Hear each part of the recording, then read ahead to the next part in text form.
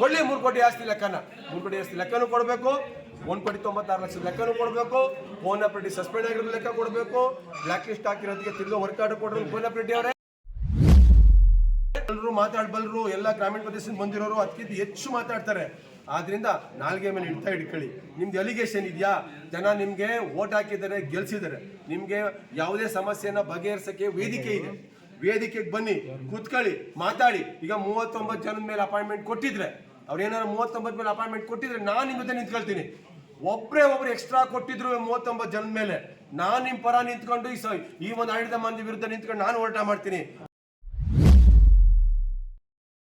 ಅಧ್ಯಕ್ಷರು ಬದಲಾವಣೆ ಆಗಬೇಕಾಗಿತ್ತು, ಅಧ್ಯಕ್ಷರು ಬೇರೆಯವ್ರಿಗೆ ಆಗ್ಲಿಲ್ಲ ಅನ್ನೋ ದೃಷ್ಟಿಯಿಂದ ಇದು ಮಾಡ್ತಿದಾರಾ?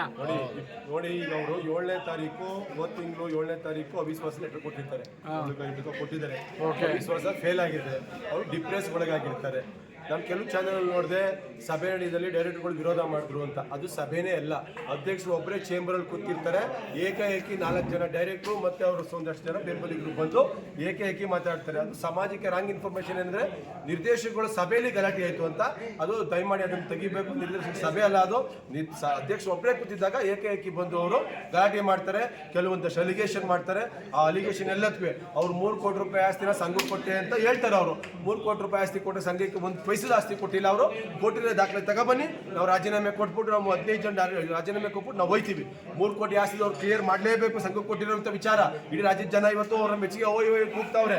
ಕೊಳ್ಳಿ 3 ಕೋಟಿ ಆಸ್ತಿ ಲೆಕ್ಕನ 3 ಕೋಟಿ ಆಸ್ತಿ ಲೆಕ್ಕನೂ ಕೊಡಬೇಕು, 1,96,00,000 ಲೆಕ್ಕನೂ ಕೊಡಬೇಕು, ಫೋನ್ ಆಪರೇಟಿ ಸಸ್ಪೆಂಡ್ ಆಗಿರೋ ಲೆಕ್ಕ ಕೊಡಬೇಕು, ಬ್ಲಾಕ್ ಲಿಸ್ಟ್ ಹಾಕಿರೋದಕ್ಕೆ ತಿರ್ಗಾ ವರ್ಕ್ ಆರ್ಡರ್ ಕೊಡೋದು ಫೋನ್ ಆಪರೇಟಿ ಅವರೇ 50 ಕೋಟಿ 50 ಲಕ್ಷ ಕಿಕ್ ಬ್ಯಾಕ್ ತಗೊಂಡವ್ರೆ ಅಂತ ಹೇಳೋರಲ್ಲ. ಆ ವಿಚಾರವಾಗಿ ಏನೀಗಾಗಲೇ ನಮ್ಮ ಸೆಕ್ರೆಟರಿ ಅವರು ಆರ್ಡರ್ ರಿಲೀಸ್ ಮಾಡಿದ್ದಾರೆ. 50 ಲಕ್ಷದ ವಿಚಾರವಾಗಿ ಅದಕ್ಕೂ ಕ್ಲಾರಿಫಿಕೇಶನ್ ಕೊಡಬೇಕು. ನಾನು ಅವ್ರಿಗೆ ಇಲ್ಲಿ ಮನವಿಯನ್ನು ಮಾಡ್ತೀನಿ.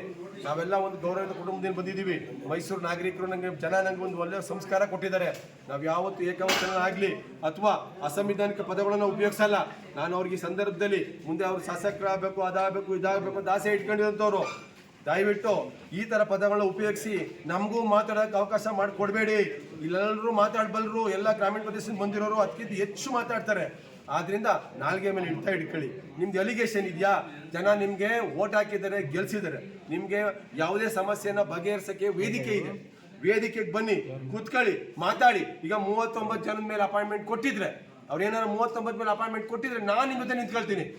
ಒಬ್ರು ಎಕ್ಸ್ಟ್ರಾ ಕೊಟ್ಟಿದ್ರು 39 ಜನದ ಮೇಲೆ, ನಾನು ನಿಮ್ಮ ಪರ ನಿಂತ್ಕೊಂಡು ಈ ಒಂದು ಆಡಳಿತ ಮಂದಿ ವಿರುದ್ಧ ನಿಂತ್ಕೊಂಡು ನಾನು ಹೋರಾಟ ಮಾಡ್ತೀನಿ. ಬನ್ನಿ ನೀವು.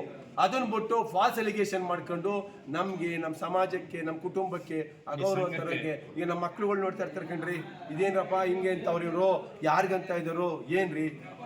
ನೋಡ್ರಿ, ಸಮಾಜದಲ್ಲಿ ರಾಜಕೀಯ ವ್ಯವಸ್ಥೆಯಲ್ಲಿ ಇದ್ದೀವಿ, ಸಣ್ಣ ಪುಟ್ಟ ಆಯ್ತಾ ಇರ್ತವೆ. ಯಾರೋ MLA ಮಿನಿಸ್ಟ್ರು ಏನೋ ಒಂದು ಹೇಳ್ತಾರೆ, ಏನೋ ಸಣ್ಣ ಪುಟ್ಟ ಕಾನೂನು ಅಡಿಯಲ್ಲಿ ಕೆಲಸ ಮಾಡಬೇಕಾಗ್ತದೆ. ಬನ್ನಿ, ಕುತ್ಕೊಂಡು ಮಾತಾಡೋಣ. ನಿಮ್ಮ ಸಮಸ್ಯೆ ಇದೆ, ಬಗೆಹರಿಸೋಣ. ನಾವು ಸ್ಪಂದಿಸ್ತೀವಿ. ಬಂದಿಲ್ವಾ ಬೀದಿಗೆ ಬನ್ನಿ, ನಾವು ಜೊತೆ ಬರ್ತೀವಿ.